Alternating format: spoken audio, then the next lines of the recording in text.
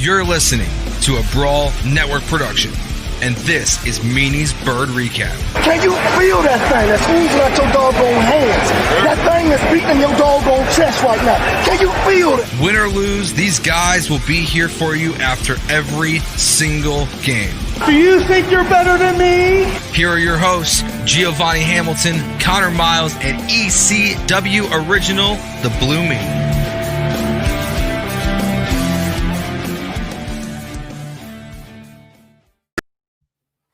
All right. Thanks for tuning in to Meanie's Birds Recap on the Eagles Brawl, powered by Fanatics, DraftKings, and Manscaped. Co-host Connor Miles here, as always, with the one and only Blue Meanie and the one and only Giovanni Hamilton, because if there was another one, that would be incredibly weird. Guys, this is our last... I need to see some ID there, sir. No. This is our last Meanie's Birds recap of the season. 2020 is finally put to bed. We could put a funeral season out of here. But it is a shame because we really started this out of nowhere. We all just started talking, like it progressed to this, and what a show it has been. It's been a huge hit. It's been way better than I ever expected it to be. We're going to have Meanie on all throughout the offseason to talk about the Birds. We're going to have him on Philly Sports with Giovanni. We're going to have him on and just go live and randomly talk about the Birds because there's going to be a lot to cover this offseason. So don't worry, folks. He's not going anywhere. He won't be off the Eagles Brawl Network. He's here to stay forever. He's ours. You're stuck with me. I'm I'm like gum on the bottom of your shoe that you can't scrape off. But it's like that Carson Wentz contract. You're just not going to get rid of it. Yeah, man. Anyway. What were we saying there? No, go ahead. You're all good. No, man. It's what turned out to be a conversation turned into a fun show with you and Giovanni. I'm happy to be a part of the Brawl Network here, the Eagles Brawl Network. Who knew that everything would come out of this pandemic? Me launching a podcast with mine and the Meanie. Now I'm doing Eagles Brawl. I'm quickly getting adjusted to the social media entertainment realm here, and I'm loving it. I'm liking it. But yeah, man, I look forward to seeing what we do in the off season. I'm sure there's going to be stuff within the next couple weeks. You talk about Carson's contract and the rumors that he's willing to, restructure to help get him out of town. Who knows? Those just might be rumors. Who knows? But then again, the Eagles are jockeying as well, saying, well, no, we're going to work with him to make him better than he was this year. And they're trying to keep his worth up, in case the trade does come along. But so much interesting stuff. But, in the last couple of hours since the game ended, you guys have quickly learned what it's like to be a pro wrestling villain in the social media age amongst Eagles and Giants fans, because the 6-10 Giants expected the 4-10-1 Eagles to bail them out and help them get in the playoffs, as opposed to they're mad because we couldn't beat the 6 and whatever Redskins or whatever. The records really aren't worth remembering. No, they're really not. We're going to write these records down. We're going to put them in a bottle, and then we're just going to throw them out into seeds, never to be seen again. But that would have been the first 6-10 team to be in the playoffs too. Hey, breaking news: Giants fans are crybabies. So there we go. We love that. I mean, like the reaction from Giants fans and the Joe Judge even coming out like questioning Doug Peterson's integrity. Like, buddy, whoa there. Like, if anyone's going to question Doug Peterson's integrity, it's going to be me, first of all. And second of all, that man won a Super Bowl against the team that you used to coach on. Bow down and kiss the ring, memeffer. Like, I can't believe that guy has the audacity to come out and question Doug Peterson's integrity. Look, pulling Jalen Hurts for Nate Sudfeld was kind of a messed up move because Nate Sudfeld stinks. Like, he stinks. But if you're gonna sit there and tell me Jalen Hurts is lighting the world on fire the way he was playing, you're wrong. Like besides running, you're wrong. He wasn't doing anything special. I think the real reason why Giants fans are mad is because their team couldn't win more than 6 games for the millionth time since 2016. Like, blame your coaching, blame your player. Evan Ingram could have caught that pass against the Eagles. You guys could have beat us, and then you'd be in the playoffs. So, I mean, point your anger somewhere else. Jesus Christ. After this show, I'm going to go on Amazon and ship Joe Judge a mirror so he can look in it and realize that he's the coach of a 6-10 football team who's judging another team that stinks. It's the worst division in football. Make no mistake about it. There's nothing to be proud about with this season. I mean, it's been comical to say the least. But for him to be Joe Judgmental over there, and come off high and mighty when if he was in the same, and let's clear this up. Yeah, Doug Peterson took Hurts out and put in. I can't even remember his name. he pulled Washington 7-9. I don't know what you're talking about there. Washington Sudfeld. 7-9. He put in Sudfeld. Every time I say Sudfeld, I think of Seinfeld. He put Sudfeld in, and that call came from up top to say, "Hey, yeah, this is getting a little bit too close for comfort. Put a Nate in, and let's seal the 6th pick." But Giovanni, what do you think? I'm sorry, I'm rambling over here. I know I'm sure you got plenty to say, and I'm interested in what you have to say. Let us know what you think, Giovanni. I have a few points. Please. I think that once Doug put in Sudfeld, I think that is when we just accepted the fact that we're gonna tank. I'm not so convinced that Doug Peterson made that call. I think it was someone above him that made that call. And it makes you wonder too. I was just wondering about this. I was talking to my mom about this. Maybe when we benched Carson for Jalen, maybe that was them saying the season's over. Let's just put in Jalen so Carson doesn't get hurt because he's been on his back so much. Yeah, that offensive line was not doing Carson any favors. He was getting hammered from every angle. That offensive line was like, it was very porous. It was like Swiss cheese. There were a bunch of matadors going Olay and letting everybody tackle Carson. So that's a very good point. Maybe they benched Carson, to preserve him and put him in some bubble wrap for next year. And because and speaking of tanking, I mean when the Eagles put out the list of inactives and it read like the Constitution, like a scroll just rolled out of all the people who weren't playing. I think the writing was on the wall what the intentions were with this game. And there was a guy named Brett Toth playing right tackle. Yeah. Look, it's one thing to want to win the last game and have a moral victory or whatever on the worst season in football history. But say you put out all the starters, right? And then somebody tears an ACL and they're done for next season. You know what I'm saying?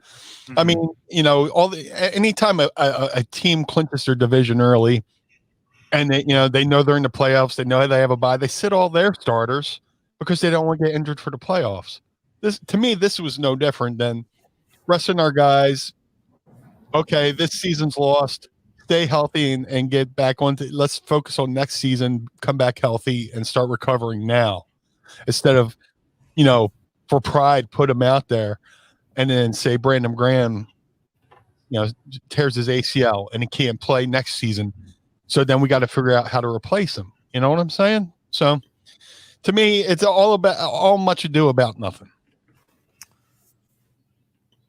I just don't. When the Eagles fired Chip Kelly and Pat Shurmur coached the last game of the season, it was against the Giants, and yeah, the Giants did everything to lose that game because they got a higher pick for doing so. The Eagles got a lesser pick, and nobody remembers this. Like nobody's going to remember that at the end of the day because both those teams stunk and they didn't make the playoffs.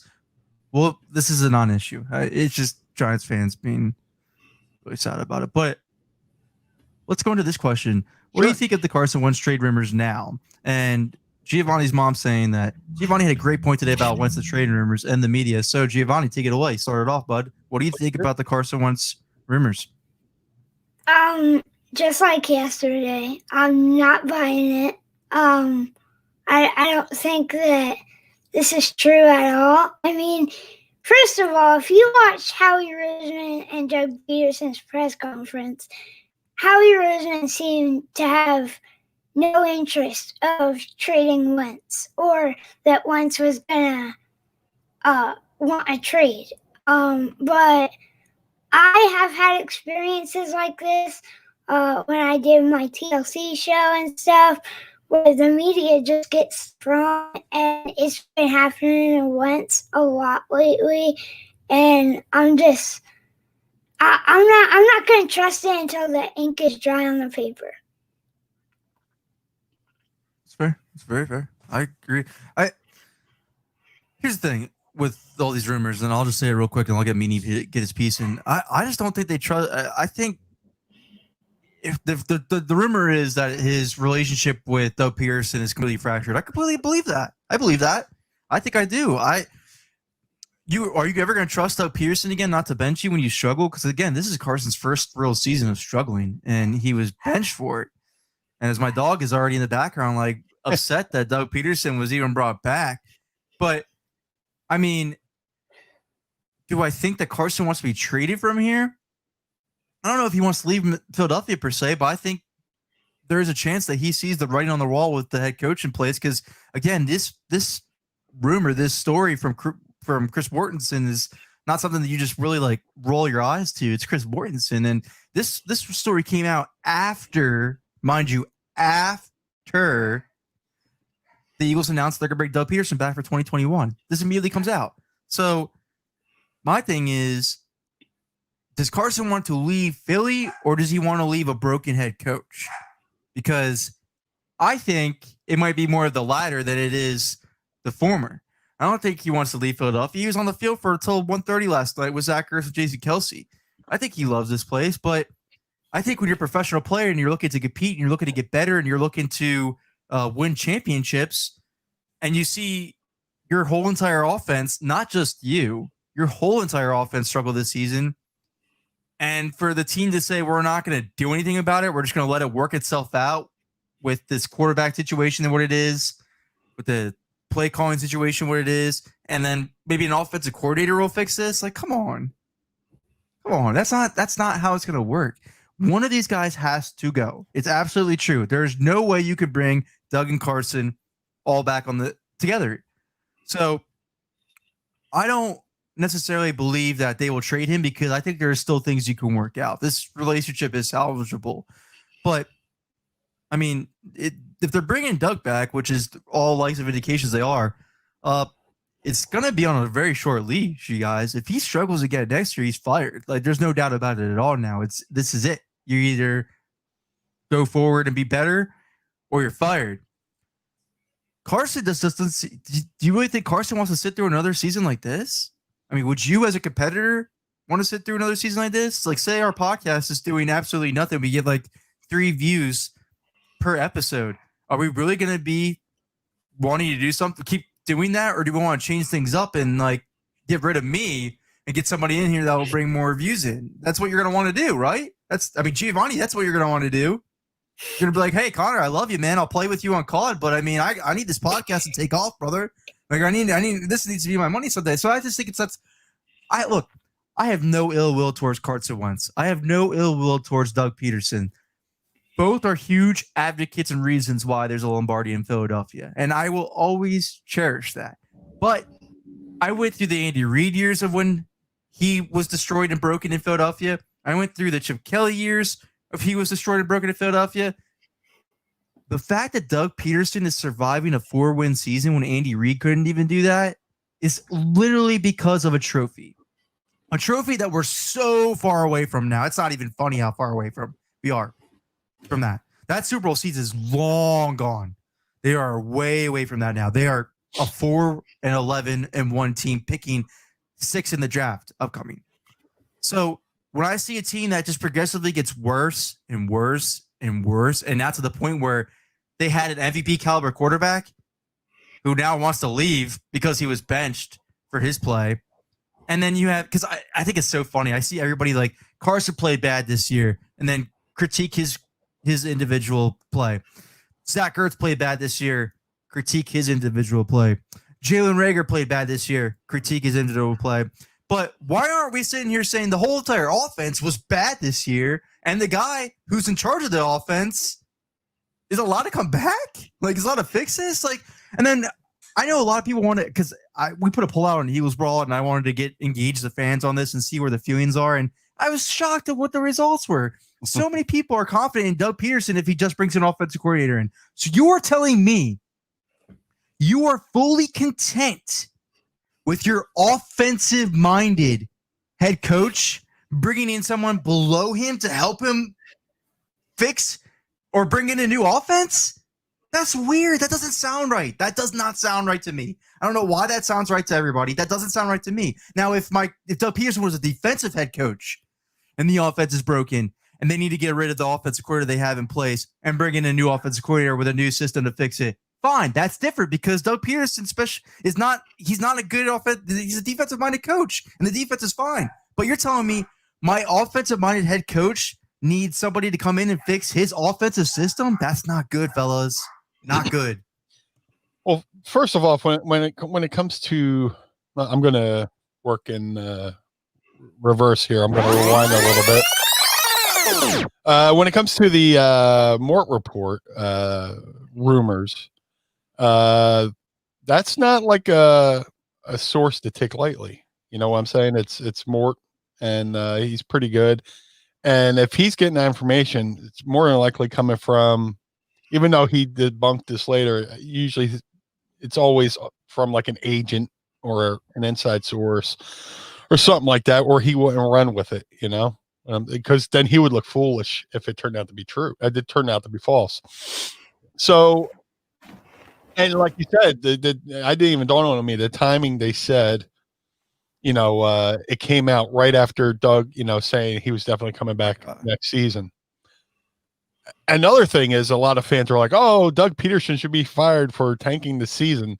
Do you think right after Doug reassures the whole world that he's coming back next season, he's going to go rogue and just tank against the owner's will? That's another thing that didn't make sense when the Giants were saying that. Let's launch an investigation. Sit down, Giants. Go back to the other kids' table. I cracked myself up with that one. But yeah, I don't know. I can't see where Doug and Carson coexist unless there's some kind of sit down where they put them in a room for an hour and talk their differences out, or a day, let them sit at there for a day and talk their differences out. The offense was definitely broken this year, but if I'm in that situation of, if I'm playing the role of Doug Peterson and I have to sit before Howie and, you know, Jeff Lurie, I'm going to be saying, hey, man, there's two things that is keeping Doug here, a Lombardi and a pandemic. Okay, now every other team had to deal with this pandemic, but different people acted different situations, different ways. You know, there was no OTAs. First day with the new mouth. No OTAs. There was no off season, this, that, and the other thing, that people really didn't have a chance to come into a room and bond together and have a typical season. And again, I say this, it seems like this is like Groundhog's Day with every year. What is the deal with the injuries? That's another thing Doug is say, well, you know, I was lucky enough to get into the playoffs with the practice squad last year. You can't work that magic 2 years in a row. So he's got injuries in his favor where he goes, hey, man, I could have done better if I had, you know, my starting players. I didn't have Alshon. I'd have D-Jack. Goodbye, D-Jack. See ya. And then today they just restructured Alshon's deal. So he's out of here. Let's go. Yeah, if they come before January, For June, the new league year. Yeah. Or that's not the word. they'll save like $20 million in cap space. So bye. I'll drive you to the airport. I will definitely drive you to the airport, and I will definitely pay for your Josina's ticket. Dude, I appreciate everything he did in 17. The catch he did to score that touchdown in the Super Bowl. Right. And that's important to say. You are right. We have to appreciate that, but now get out. Dude, I loved his press conference, his interviews in the press conference leading up. That was the best. Yes, I was all in on Alshon. That I don't care who you are. You could be Carson Wentz. You could be Donovan McNabb. You could be Brian Dawkins. If you leak stuff to the media, I'm done with you. I'm done with you. Keep it in the locker room. I'm done with you. Yeah, that was my next point. With Josina and the whole Mr. Josina Anderson leaking stuff to the press and fracturing the team in a way, almost the way. My biggest fear is this team fractures in a way they did in 05 with the T.O. versus Donovan camp, where he could have fractured the team with the Foles versus Wentz's teammates and stuff like that. And now you got Jalen Hurts in there, and all of a sudden, Alshon's back playing like Jerry Rice. I believe it was you who did the photo. Yeah, I have. Dude, because that was just so funny. I'm like, wow, look at this guy. He looks so rejuvenated to play football with anybody not named Carson Wentz. Yeah. It's just he plays. It's annoying. It's annoying. It's like he's trying to make a point. And the point I'm trying to make is, do I see Carson and Doug coexisting? No. But I do think Doug has, a list of things he could point to and go, hey, I could have done better if I had this, that, and the other thing. Also, hopefully, when it comes to the draft, he has a little bit more say in who they pick. Somebody had a great quote during the week. Bill Parcells said this, in the back in the day when he was coaching at New England. If you want me to be the chef, you got to let me pick the ingredients.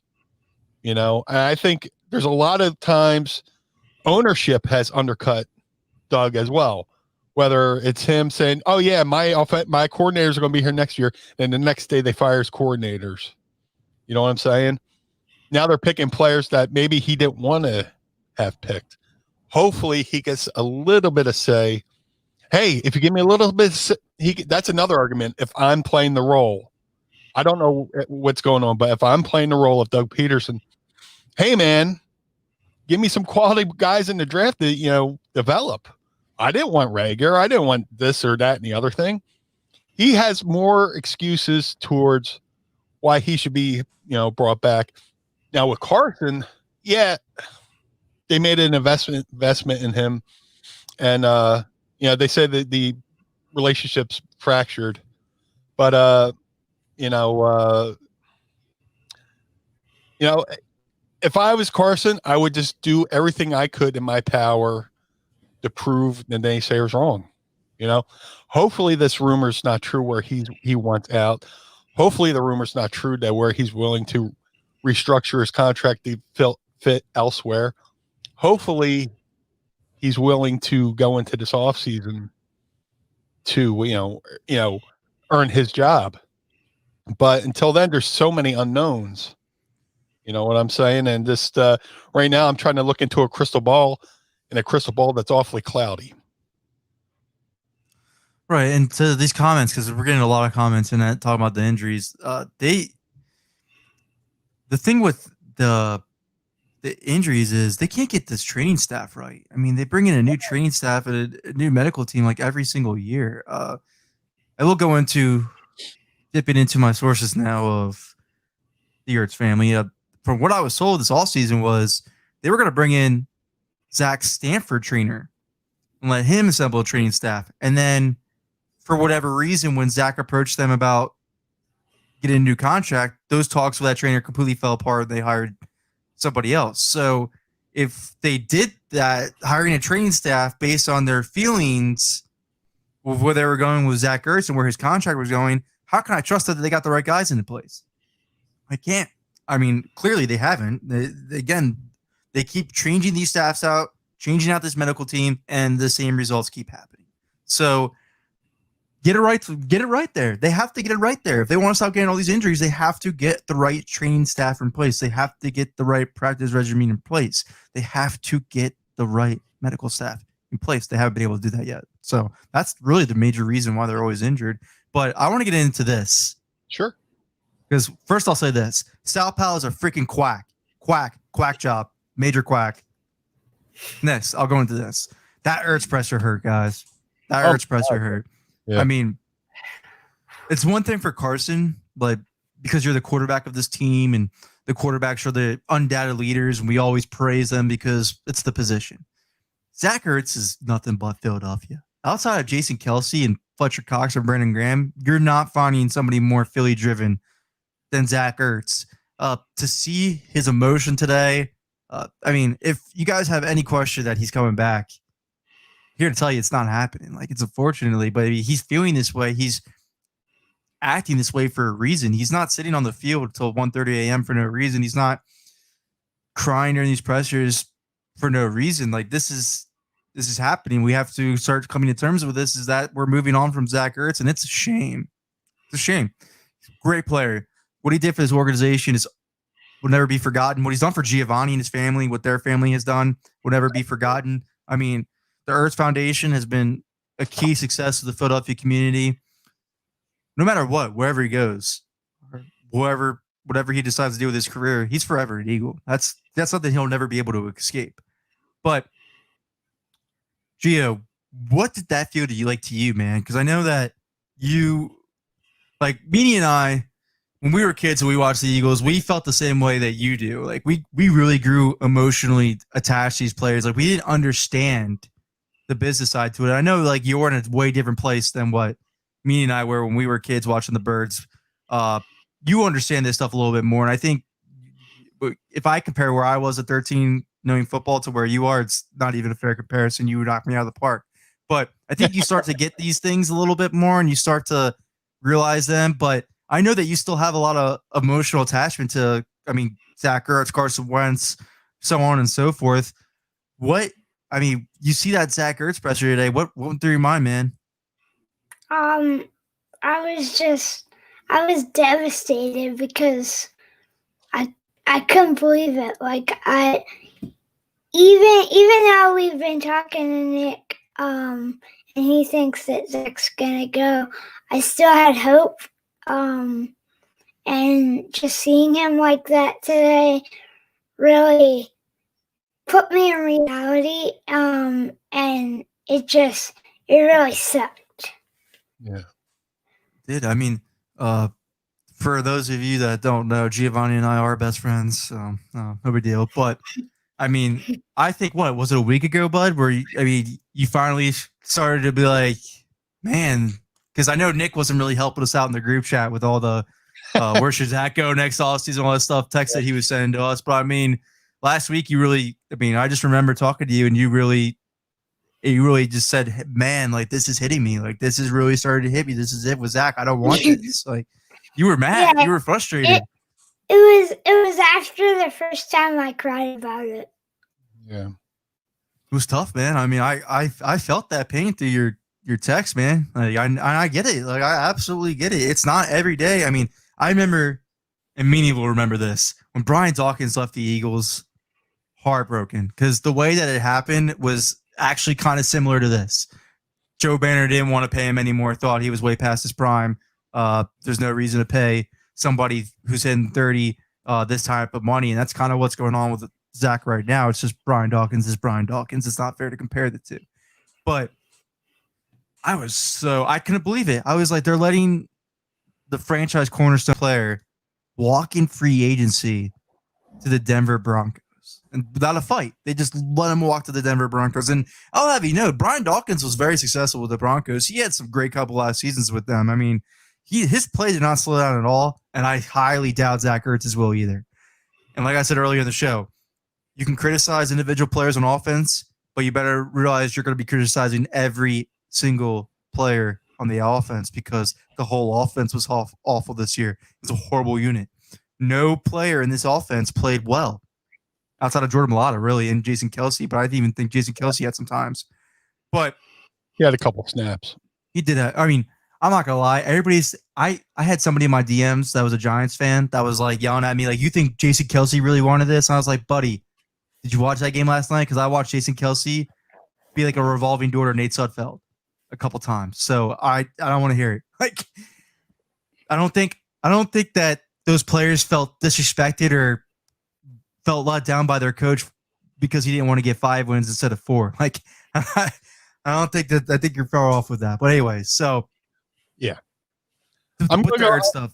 I'm a little older. I'm the eldest of this trio here, and I'll go even a little bit deeper. To me, this is like when Reggie White left the Eagles. Oh, And, yeah. Ownership didn't want to pay Reggie White. Reggie wanted the deal, and just, hey, pay me what you think. And like Reggie was like one of the first. He was one of the first guys, who was a proponent of free agency in that era, and he was like a real first true casualty of the free agency market. Yep. And then to watch, Reggie leave, that ownership didn't care enough to keep one of the best defensive players in Eagles history. Full time. All time, in my opinion. And just to let him walk away and then watch him win the Super Bowl in Green Bay. That was rough, man. That was rough. And then to watch him come back, to Philly as a Packer. It felt like a gut punch. So how I felt with Reggie White, how me and Connor both felt with Dawkins, I can only imagine how Gio feels now with Zach Ertz. And, as you you're 13 now, so get used to a lot of heartbreak when it comes to sports, buddy. I love when it comes to the Eagles. When it comes to the Eagles, or Philadelphia sports. Sorry, Philadelphia sports in general. Philadelphia sports will give you a sense of sarcasm, and you'll build up a callus to it. I mean, you're a tough kid anyway, but being a Philly sports fan is acquired to some form of torture. Watching the Eagles lose 4 NFC Championship games in a row. Watching the 2009 World Series. That's fair. I will accept that answer for the Minnesota fan. That's fair. Yeah. Well, yeah. Minnesota hasn't won the Super Bowl, I don't believe. Not that I'm rubbing it in, but yeah, man. To me, this is just like watching, Reggie walk. It was brutal. And just for the folks that are tuning in watching right now, I know for a fact, because if you have viewed the show, we obviously have a relationship with Nick Ertz and the Ertz family. I know for a fact that there's some quarterbacks around the league that don't think Zach Ertz is done, and they've already started reaching out to him about potentially coming to their teams. So I'm just saying. I mean, Nick rubs it in our face all the time. I don't want to see it. I'm like, Nick, I'm going to block your number.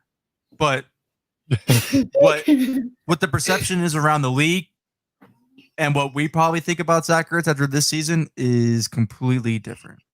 So. Or I could play devil's advocate. And if Carson wants to get out of here, maybe him and Zach go to a team as a package somewhere, somehow. Somehow. We know what you're talking about. Well, there's two. Everybody's saying the Colts, which I was saying the Colts. Hey, New England's going to need a quarterback. Yeah. And, so there's teams that need quarterbacks. And he's a trade target. He's not a free agent this year. They're most likely going to trade him. And I believe a trade will get facilitated. I know. But that team will be more than likely making it. Will be willing to make a trade. For Carson. Yeah, I mean, I'll just say it now because like their family doesn't really care about report stuff. Indy is definitely all in on Zach Ertz. I mean, Chris Ballard checks in with his agent frequently. So for everybody saying Indy, I don't know about Carson. Like I really don't know about Carson, and I think the contract is just really prohibitive. It's going to be But I don't think the Eagles trade Carson Wentz, just for everybody to know. I know that this is way too early to get into this, but I don't think he gets traded. And Giovanni told me the same thing. So if he says it, I say it. But I don't think he does. I don't think he does get traded though. It's just way too many prohibitives in this. Do I think that situation would be better if he does? I don't know. It's just way too early to get into this right now. But my gut's telling me right now. I don't want Carson to leave either. I love Carson Wentz as our quarterback, but this team's done him new favors. And if he's looking to, it's just like being in a relationship with somebody you love. If they don't want to be with you anymore, there's nothing you can do to make them want to stay. And if you're going to be willing to, change your contract, if the reports are true, to, make this easier for another team to want to take him, what's to say, they don't, the contract now is prohibitive, but if somehow he restructures it for another team, which is another diss to the Eagles, I'll do anything. Please just get me out of here. Oh yeah. And I'm sure he would restructure his deal to facilitate a trade. Carson and Zach sat on the field till 1:30 in the morning. They could be saying, let's be the next Brady, Gronk, and go to another team and do something. Let's take our act somewhere else and be successfed. Here's the thing: is the Eagles have to agree to trade him. Well, that's of course the whole thing. Of course, they have to agree to trade with him, and they're not going to trade him away for a bag of balls. No. That's why they're constantly saying we're going to work with them in the off season. I mean, what do you think you could get for Carson Wentz if you go, yeah, man, we hate to get rid of him too. Yeah. So it's a game of poker.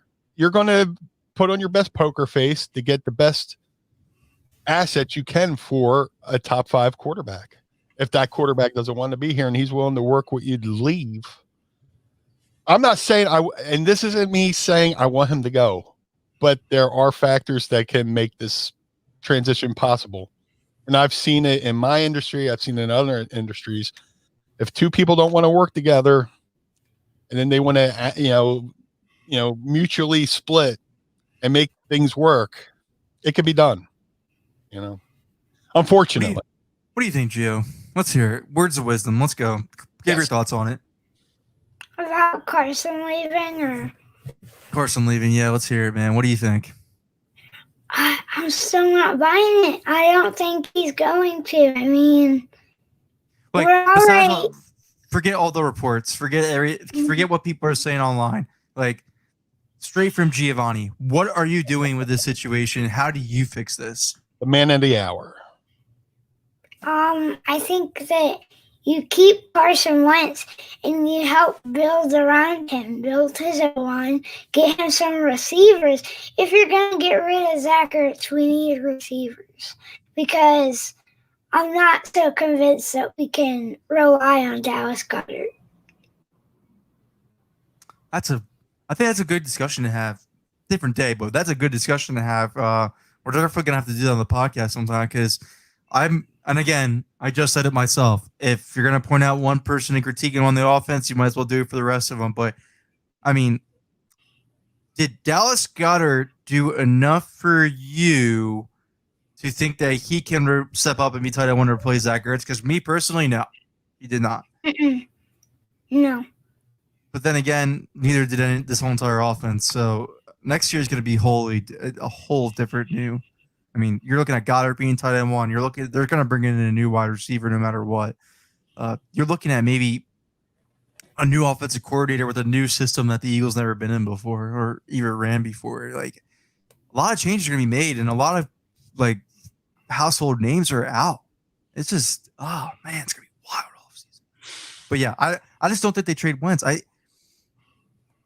I mean, I guess that's more me preferring they don't trade Wentz because it's just we don't know, man. We just don't know right now. Like, it's just so up in the air, the whole situation. I wasn't really expecting that report to come out at the time that it did. I mean, it's so early in the process. That report came out the other day with more, and then today, shout out to Ike Reese on 94 WIP for saying he's heard reports within the Eagles that the Eagles are disappointed with Carson Wentz, not as a player, but as a personality in the locker room. So and this isn't or whatever his name is, Sandagilio crap, but that's stuff coming from Mike Reese, a guy who has access to people in the building, and he said that on air today.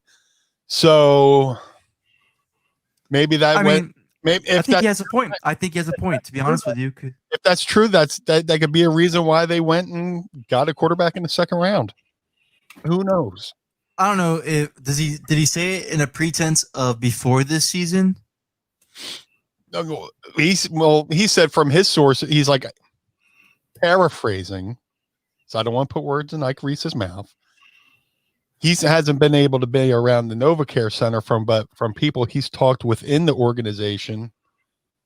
Some people in the organization have soured on Carson as a person in the back, because sometimes he's cordial to other people and other people he's cold.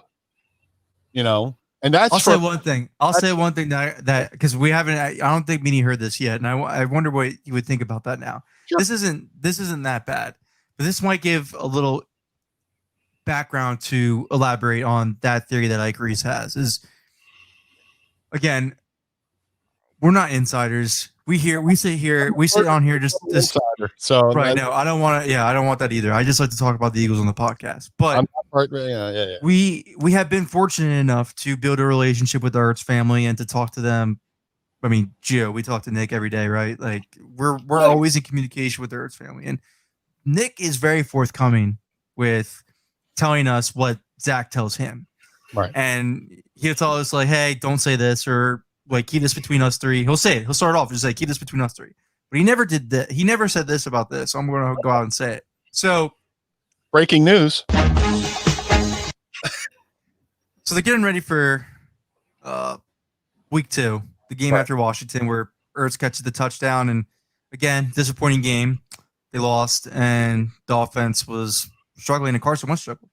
But Carson goes to Zach in the locker room and asks, hey, man, how's the contract talks going? Like, how's the extension talks going? And Zach, it is what it is, man. It's a business. We're just taking it day by day. And then Carson replies with, I mean, I don't know, man. Dallas Goedert is really good, is what he replied to Zach with that. Like, so I don't know if it's that Carson is like, sorry, Gio, but like a jerk, or like, I was going to say something else, but I stopped myself. But I think it's more of like, you don't know how hard it is for me not to swear in front of a 13-year-old on this show. Yeah, you really don't know how hard it is. I mean, we're try playing Call of Duty with the kid, but what I'm going with here is I don't know if Carson is really an emotionally invested person. Like, I don't know. I don't think. Is he like Lander? My thing is, what as a person, when you ask somebody about like, how's your relationship going? Well, that guy that she liked his Instagram page, he was pretty good looking. Like, I don't know why you say that to Zach then. I don't know why that was your response after you asked Zach, how's the contract talks going? So I think in the pretense of what, and this is just, again, I don't know any inside information besides just that conversation, and I'm just assuming makes an ass out of you and me. But if you respond to someone who is going through a hardship in their relationship with saying something like, well, her ex, or, well, like the guy that she's talking to now, or that's offensive. That would offend me. So I guess your starting quarterback, what's up with that? Your starting quarterback who's been really it's been Wentz and Ertz these last couple of years since 2016. It's all those guys are a duo. Start thinking about the next guy she's going to talk to. Like, that's where I'm getting with this. I don't know if Carson is. I have questioned Carson's leadership at times, because I feel like BG steps up for this team and talk. Malcolm would step up for this team and talk. Fletcher would step up to the team to talk, but we never asked that of Carson. We never asked Carson to show a leadership display like Brandon Graham would, and Malcolm Jenkins would, and Fletcher Cox would. Have we necessarily needed him to? No, because there hasn't really been times where he needed to, except for in 2019, really, which I thought he was quiet as well. And this isn't against Carson. This isn't against his talent. I still believe in the guy. I just think he kind of just doesn't get it. Like, I don't think he gets how to lead men. I think he's a great player, great quarterback. I just don't think where the Eagles are disappointed, where Ike is implying, and where that article that Joe wrote last year was implying, was that Carson can't relate to situations, or he can't lead these men. Like, they all feel excluded from him or not part of his circle. Like, and that's a problem. That is a problem for your franchise quarterback to give that off. So definitely fixable. Definitely something the Eagles can manage and go through. I just think hopefully, because I blindly always have had faith in Carson. I blindly always been loyal to Carson. I've always said that he could be a top 5 caliber quarterback, but I was taken back when I heard that. And again, this is a minor story. This isn't that serious. But when Nick told me that, it's not really it's really not that minor, but when Nick told me that, I was like, I mean, that's kind of a dick move. Like, why would you say, like, oh, how's your contract talks going? But Dallas, like, that is kind of messed up. And who else is he doing that to? Because Alshon Jeffrey can't stand the guy. Right. So it is interesting. It is a little interesting. And maybe that's where the Eagles' frustrations are. Like, hey, buddy, you're a franchise quarterback. We saw Donovan lead these guys. We saw Michael Vick lead these guys. Like, we saw Nick Foles rally these guys. You just seem like you're focused on you. Yeah. It harkens back to the 2004 season where the rift between T.O. and McNabb started. Was actually a game against the Giants where they were playing, and T.O. goes, "Hey, man, I was open on that route." And he kept saying it and saying it. And Donovan turned to him and said, "Hey, man, shut the F up," in the huddle. Yeah, I remember that. That point on, T.O. turned that flipped the switch, and T.O. was that started the feud between him and Donovan.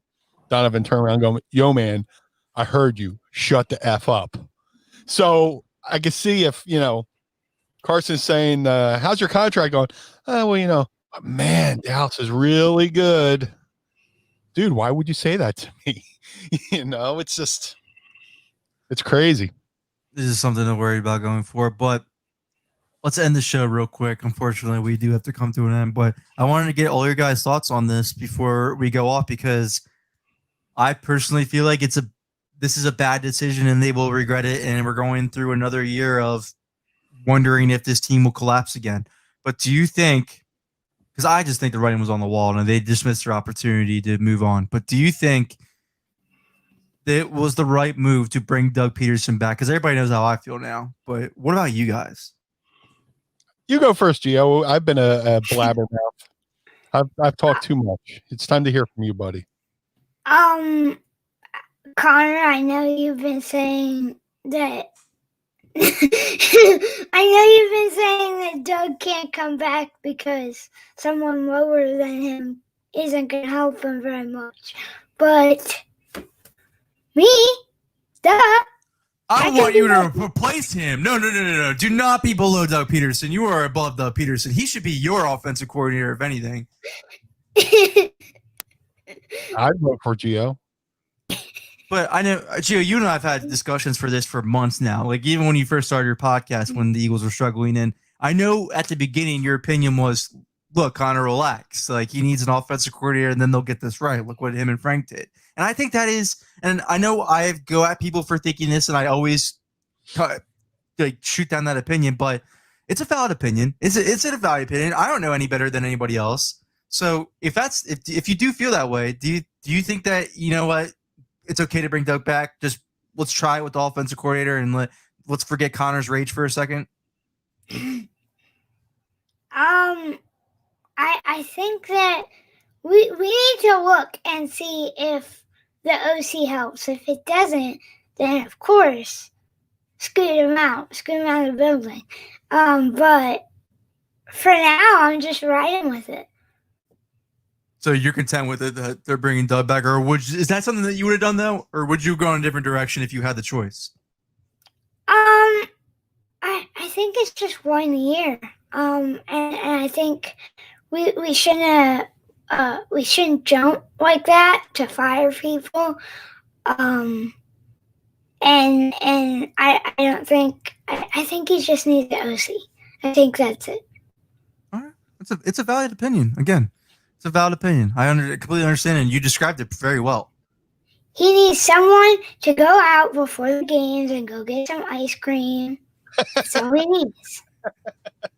Go get some ice cream and a playbook, please. Put some ice cream in Eagles helmet, and you know. I mean, look, Doug.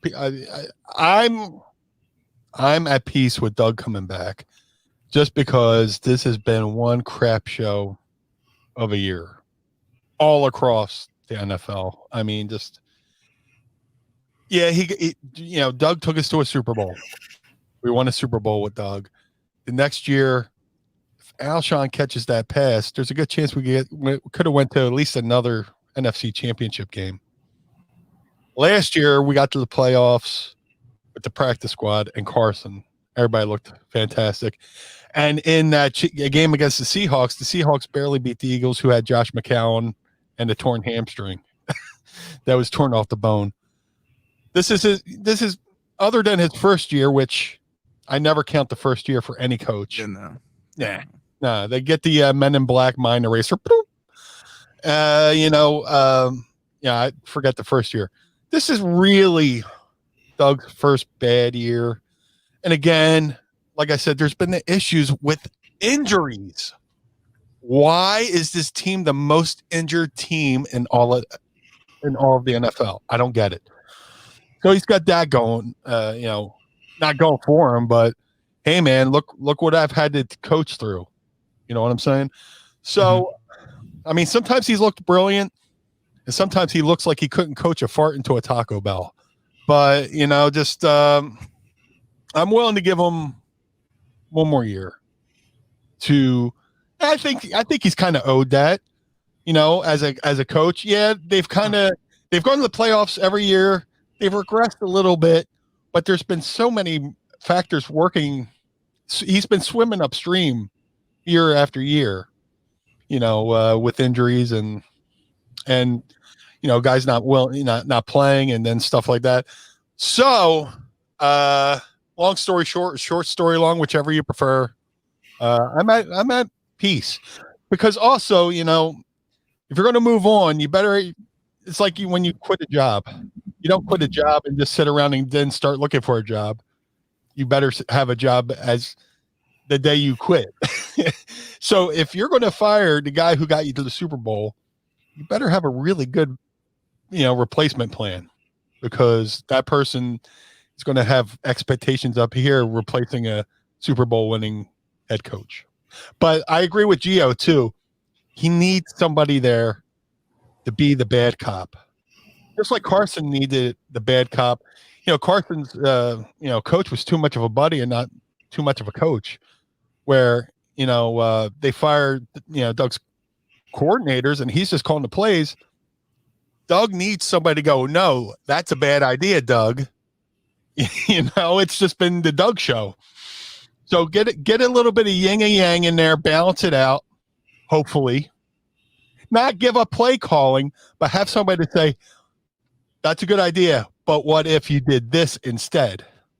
Like I've learned in wrestling, if somebody gives you an idea, you never go, that's a dumb idea, because then they'll make sure you do their idea. If you don't like an idea, you go, that's interesting, but what if we do this instead? More people are usually, susceptible to go along with your backup plan. So if Doug Peterson could get a guy go, that's okay, Doug, but how about we run the ball? Here's a concept. Let's run the ball, Doug. So I know I was a little long-winded on that, but it's the last show of the year for Meanie's Bird Recap. This is the last game we've recapped. There's really no highlights. So I'm not talking about that game at all, because I'm not opening up those cans of worms. Sorry about that. We're actually talking about what actually matters with the Eagles right now. But last thing, I know I said last thing before, but literally last thing to end it off, because you guys gave some really great, compelling arguments for your opinions there. Last thing to end it off is, what about Howie? Like, are we mad that Howie's coming back? Because it seems like the fan base wanted to keep Doug, but wanted to get rid of Howie. Neither are happening. Neither are happening. Doug's staying and Howie's staying. So Right. I was so convinced it was happening that he was staying that I didn't even put thought into why they should get rid of him that much. I just think the draft is way too inconsistent to forge a winning, consistent football team. I think he needs help. If you want to talk about somebody holding Doug Peterson's hand, somebody really needs to hold Howie Roseman's hands, especially when it comes to the draft. What are you guys' thoughts on him coming back? You want to go first, Gio? Gio, start it off, buddy. All right. So I wasn't that surprised because I've been saying it all year, and I will say it again. There's no one else you can pull into this situation and say, "Hey, there's a cat mess. Deal with that." You just can't do that. That's Great why point. I think that's why Howie's staying right now. I think if we didn't have the cat mess, I think he would be out. I agree. And yeah, of course, this could be a huge thing. If John Dorsey stays on, he'll probably get a full-time role in this Eagles front office. So John Dorsey could be our new the dude Joe that went to the Jets. yeah, Joe Douglas. Yep. He can be the Joe Douglas. You know, they'll need somebody that can help with the draft. Keep Howie in the back office, kind of like that movie Office Space. You know, so back there with his stapler. Anybody see my stapler? You know, just keep him in the back. Let him worry about the finances. Let Dorsey do the actual player evaluation, picking and stuff like that. Have him work with Doug. Like I said, if you want Doug to be the chef, you gotta let him pick some ingredients. You know what I'm saying? Also, what was I going to say? I'm blanking on that. If you're going to get rid of somebody first in the Doug Howie scheme, if you're going to fire somebody first, you got to fire Howie first before Doug, because do you want Howie Roseman in that room picking the next head coach of the Eagles again? You know, this would be his third head coach pick, along with Jeff Flory. So before you get rid of Doug, you have to get rid of Howie first. So whatever happens this next season, say Doug does well and all that good stuff, Howie's picks don't pan out, then Jeff Flory could go, "Hey man, I love you, but you're killing us with these draft picks," and then move on from Howie, and then Howie comes back in, and then if Doug somehow craps the bed, then you would get rid of Doug and have a different GM with a different philosophy, hire a better coach.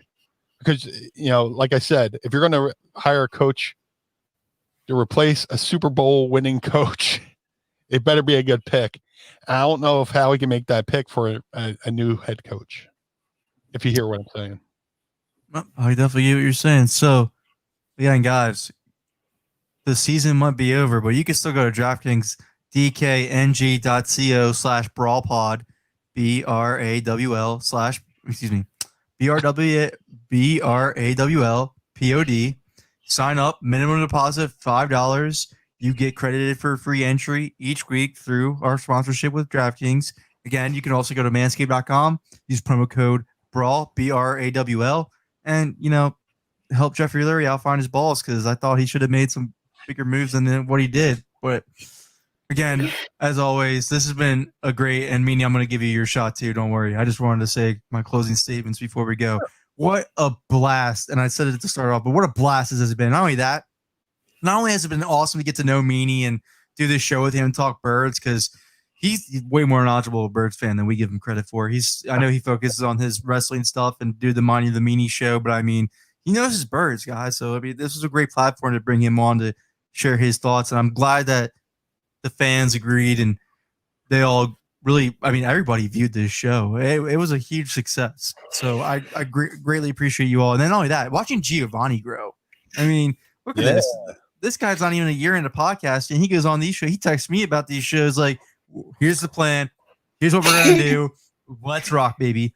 Like, he's so advanced for a 13-year-old where he's come by. It's just so great to watch. I have so much fun watching the growth of Giovanni and really inserting himself as one of the most intelligent Eagles fans there is out there, maybe the most intelligent. So truly an honor to do this with you gentlemen, and I'm excited that we will continue this relationship going forward. It was a crap season to do it on, but cheers to better days. Practice. Yeah, this was a practice season. It was. Yeah, we're getting all warmed up. Yeah. This was like the preseason. Oh, yeah, yesterday was definitely a pre. Yeah, guys, thank you so much for having me. Connor, I appreciate you approaching me to do this. There's plenty of times where I feel like the only person in my circle who's talking sports, and I talk to other people and it's just not the same, but this platform has been awesome for it to come on here with Giovanni and come on here with you and talk about the things we love, man. We're here because we love the Philadelphia Eagles. We love Philadelphia sports. We've tasted the sweet and we've tasted the sour. Right now we're going through the sour, but you can't appreciate the sweet without tasting the sour. That's a good motto to have for life as well. And that said, I look forward to future endeavors that we do, on the Brawl Network here. If you're kind enough to and want to support the Blue Meanie, go to prowrestlingtees.com/Blue Meanie. Right now, I'm having a New Year sale. Use promo code New Year's and say New Year. Sorry, first day with the new mouth. Promo code New Year at prowrestlingtees.com/Blue Meanie and save 20% off all Blue Meanie shirts. If you want to listen to my other podcast, Mind of the Meanie.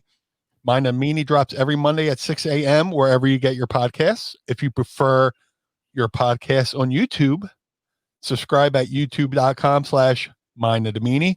I've been crazy enough to start another podcast, once a month special with myself, Josh Chernoff, and the quintessential stud muffin Joel Gertner from ECW. We do a ECW specific podcast called That Was Extreme. You can listen to it free of charge on adfreeshows.com. So go over to adfreeshows.com, type That Was Extreme in the search bar and listen or watch for free. And, guys, again, thank you again for having me. This is a blast. I genuinely love you guys. I love your knowledge. I love the interactions. Even if we have differing viewpoints, we're cool. We're respectful. We're mature. Giovanni's more mature than the both of us combined. Oh yeah, combined. I'm about to say, yeah, that's a good way to put it. Yeah, Kyle, to this comment, we are working on that currently, and I appreciate your support and wanting to tune in. But yes, we are working on bringing Eagles Brawl to the radio. That will be our future endeavor. Giovanni's already pumped about it. I already gave him the secret recipe of what we're going to do, so he's excited. Like Harry Callis said, we have high hopes. Go ahead, Can I say something before we go off? Yes, sir. All right. So I just wanted to tell you guys that, first of all, thank you for having me on, Meanie. It's been a lot of fun. I love you guys. I look up to you. And everyone who watches, it's true. We wouldn't be here without you. Very well said. Truth. Very well said. Everybody that watches, you're the reason why we're here. You're the reason why we get to do this. Come on every Monday night. We greatly appreciate you guys. And of course, I mean, look at your mom. Like, that's got to be our number one viewer right there. She's in another room. She's always watching. And Giovanni is this show. Giovanni is Eagles Brawl, though. Without Giovanni, there is no Eagles Brawl. He brings us all together. Like, it's all one big happy family. Thanks to Gio. But yes, again, thank you all, guys. Thank you for everything. We will, again, continue on with the Eagles Brawl content all off season long. Blue Meanie's not going anywhere. Giovanni's definitely not going anywhere. Gio, why don't you tell people, why don't you just, before we end it, why don't you give everybody what your plans are for the podcast who maybe didn't hear before? So this week I'm going to have Nick Ertz on. We're going to talk about birds. And then next week starts my playoff podcast. I'm going to start talking to people and sometimes just have my analysis on the playoff games and my takes I can't wait to do that. It's going to be a lot of fun. I'm really trying to get my podcast up to Chris Long level, and I know I got to work really hard to get up there, but I'm willing to put in the work. And we know it. You're on your way, man. You're 13 years old having your own podcast. I think you're on your way. You're going to be a mogul one day. One day you're just going to have your own network, and we'll just be lucky enough to work for you. So Come on. I did a show with that guy once. yeah, the Eagles. Who knew? We knew. Oh, I knew. We knew for sure. All right, guys. Thank you for everything. We'll be back with the live shows, and we'll give you guys some more detail. And again, find us on any podcast platform, any single one. Search Eagles Brawl, subscribe. Stay tuned. We're coming at you all off season long. Thank you guys for tuning in. Go Birds! Go Birds!